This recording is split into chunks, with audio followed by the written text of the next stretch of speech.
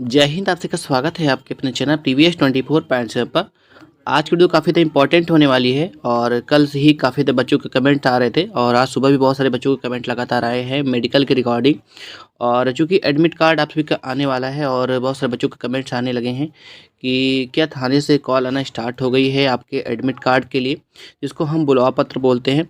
तो आज की इस वीडियो में इसी बारे में जानकारी करेंगे। साथ में आपको एडमिट कार्ड दिखाएंगे कि आपका एडमिट कार्ड यानी बुलावा पत्र आपका किस प्रकार का होने वाला है और क्या क्या डॉक्यूमेंट्स आपके लगने वाले हैं, कौन कौन से डॉक्यूमेंट्स आपको प्रिपेयर कर लेने हैं और कौन कौन से डॉक्यूमेंट्स का भी आपको इंतजार करना है कि आपका एडमिट कार्ड आपके घर आ जाए, उसके बाद आपको उसको बनवाना है। क्योंकि फॉर्मेट जो होते हैं वो चेंज होते रहते हैं, चाहे प्रमाण पत्र हो गया या शपथ प्रमाण पत्र हो गया। देखिए, चाहे जो करेक्टर सर्टिफिकेट है स्कूल वाला वो आप बनवा सकते हैं, प्रधान वाला बनवा सकते हैं। इसके अतिरिक्त जो दो और संभ्रांत व्यक्तियों के जो करेक्टर सर्टिफिकेट लगेंगे उसके लिए आपको थोड़ा सा वेट करना चाहिए। वो तो आपको मुश्किल से 10-15 मिनट में भी बन जाएगा। आप स्विगी किसी से भी, कोई आपके गांव में कोई भी एक सरकारी नौकरी करने वाला कोई भी व्यक्ति है, उससे आप 2 व्यक्तियों से आप बनवा सकते हैं। फॉर्मेट वगैरह मैं आपको प्रोवाइड कर दूंगा, आप वहाँ से बनवा लेंगे। फिलहाल इस वीडियो में हम एडमिट कार्ड को देखने वाले हैं, क्या क्या एडमिट कार्ड में कैसा होता है और क्या क्या डॉक्यूमेंट्स लगने वाले हैं। साथ ही ये जो थाने से जो फ़ोन आने वाली जो बातें हैं उसके बारे में भी बात करने वाले हैं। सबसे पहले मैं आपको ये क्लियर कर देता हूँ कि थाने से क्या फ़ोन आनी किसी बच्चे को आई है। तो सबसे पहली बात तो ये कि एक बात जो बहुत तेज़ी से फैली है कि 24 तारीख से आप सभी के पास थाने से कॉल आएंगे। तो पहली बात तो ये कि ये जो बात फैली हुई है ये बात अभी कोई ऑफिशियल नहीं है कि आपको 24 तारीख से ही कॉल आएंगे।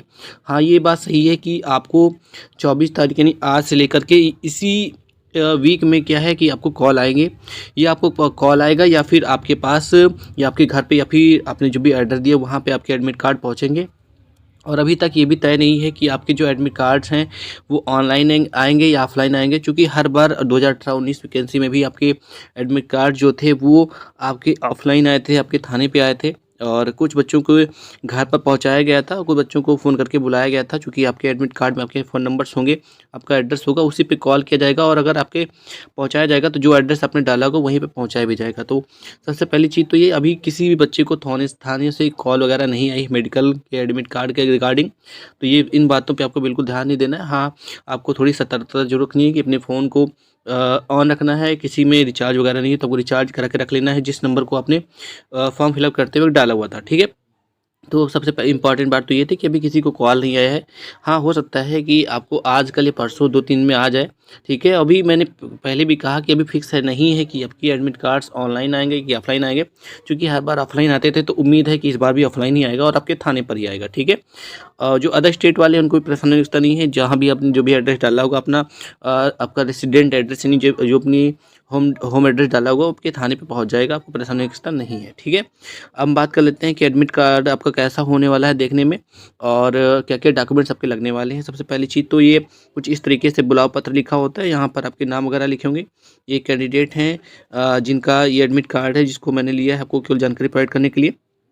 इसमें बाकायदा अच्छे से पूरा सारी चीज़ जानकारी लिखी होगी कि किस भर्ती के तहत आपका चयन किया गया है। बाकी यहाँ पे कुछ चीज़ें लिखी होंगी एक तरीके से। जो शपथ प्रमाण पत्र आपने बनवाएंगे वो भी आपका करेक्टर सर्टिफिकेट ही होगा। ठीक है। तो ज़्यादा आपका समय नहीं लेते हैं, सीधा हम डॉक्यूमेंट्स पे आ जाते हैं कि एडमिट कार्ड में ही लिखा हुआ होता है कि आपके क्या क्या डॉक्यूमेंट्स लगने वाले हैं।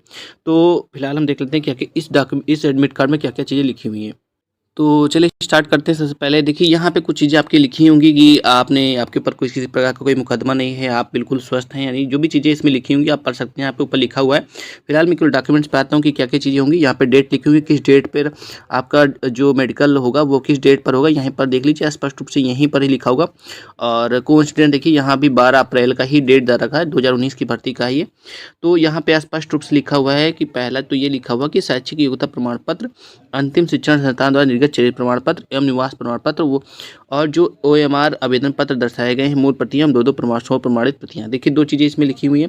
पहला ये कि शैक्षिक योग्यता प्रमाण पत्र यानी कि आपके हाई स्कूल और इंटर की मार्कशीट होनी चाहिए और उसके बाद लिखा अंतिम शिक्षण संस्थान से निर्गत चयनित प्रमाण पत्र, यानी आपने लास्ट जिस भी स्कूल या कॉलेज से पढ़ा होगा वहाँ से करेक्टर सर्टिफिकेट आपको लाना। चूँकि ये ट्वेल्थ बेस्ड ये आपका है तो सिंपल सी बात है कि आपको अगर आप 12th का करेक्टर सर्टिफिकेट लेकर के आएंगे तो भी चलेगा। आपने ग्रेजुएशन कर रखा तो वहाँ का भी आपका करेक्टर सर्टिफिकेट चलेगा। तो परेशानी नहीं करता नहीं है, कितना भी पुराना उससे फ़र्क नहीं पड़ता है, बस आपके स्कूल का होना चाहिए, 12th का हो या ग्रेजुएशन का हो। ठीक है। निवास प्रमाण पत्र वही लगेगा जो आपने अपने फॉर्म भरते हुए लगाया हुआ था, यानी ओएमआर में जो लगाया था सबकी एक ओरिजिनल तो जाएगा, उसके साथ में 2-2 सेट फोटोकॉपी आपको करा करके लेके जानी है। स्वप्रमाणित प्रतियाँ, जिस प्रकार से आपने टीयूपीएससी में अपना ऊपर नाम लिखा होता, जैसे किसी का नाम मान लीजिए अमन लिखा हुआ तो अमन लिख करके ऊपर स्वप्रमाणित लिखा होगा, तो कुछ इस तरीके से करके लिख करके आना है। आप करेंगे तभी ठीक है, नहीं वहाँ पे जाएंगे तो वहाँ बताया ही जाएगा।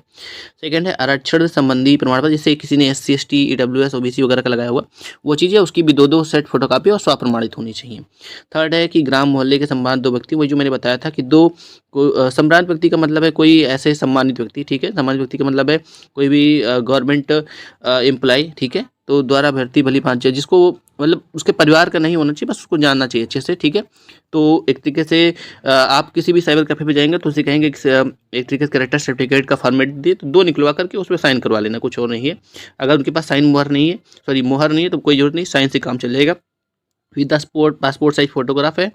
पासपोर्ट साइज फोटोग्राफ आपकी लेटेस्ट होनी चाहिए, या फिर जो अपने फॉर्म में लगाया तो वही चलेगा। आप लेटेस्ट लेकर के जाएंगे तब ज़्यादा बेहतर रहेगा, ठीक है। और 10 नहीं, आप ज़्यादा ही लेकर जाएंगे, 15-20 लेकर के चलिए, कोई दिक्कत नहीं है। शपथ प्रमाण पत्र जो है, शपथ पत्र चूँकि हर वर्ष हो सकता है कि फॉर्मेट थोड़ा सा बदल गया होगा, तो आपको थोड़ा सा वेट करना चाहिए, ज़्यादा समय नहीं लगेगा। आप अपनी तहसील से किसी भी कचहरी से जाकर के आसानी से बनवा सकते हैं, ठीक है। आपको केवल वकील वगैरह से जाकर के केवल कितना कहना है, यूपी पुलिस के लिए शपथ प्रमाण पत्र बनवाना है, उसको आसानी से बना देंगे। थर्ड है कि फोटो युक्त पहचान, यही आधार कार्ड, पैन कार्ड, ये सारी चीज़ें। अगर आपका आधार कार्ड मैच नहीं होता तो उसके साथ में आपको पैन कार्ड या कोई भी अन्य गवर्नमेंट आईडी लेकर के जानी है, ठीक है। उसके बाद 5वां जो है चिकित्सा परीक्षा से असंतुष्ट अभ्यर्थी, यानी री मेडिकल की बात हो गई कि आपको नोडल अधिकारी का वेट करना होगा, और वो एक तरीके से आपको लिख करके देंगे, ठीक है, आप री मेडिकल के लिए जा सकते हैं।